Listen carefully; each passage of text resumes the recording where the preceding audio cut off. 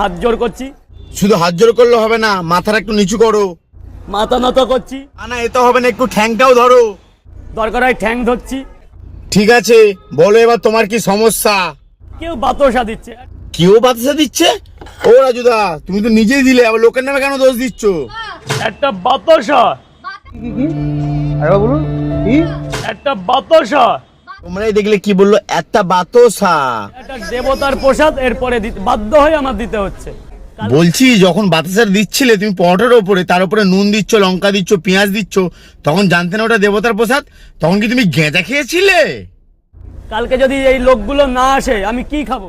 কেন ভিক্ষা করে খাবে? অলরেডি তো চালু করেই দিয়েছো তুমি ভিক্ষা করা। তোমার কি লাগবে? আমার হ্যাঁ হ্যাঁ হ্যাঁ, তোমার তোমার আমার একটা আইফোনের খুব ইচ্ছা। এটা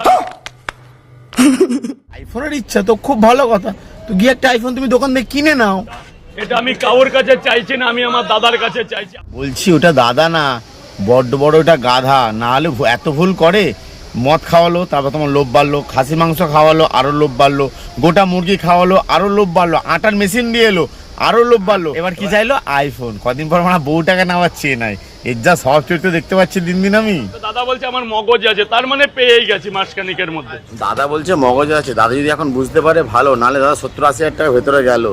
দাদা এখন বুঝি যাও, নাহলে কিন্তু পরে আমাকেই খুঁজতে হবে। ওই যে কি জিনিস কথা বেচে খাচ্ছে, তুমি ভাবছো তোর ভিউর জন্য আসছো, তোমাকেও চিনবে না, লাত মেরে দেবে। ঠিক আছে।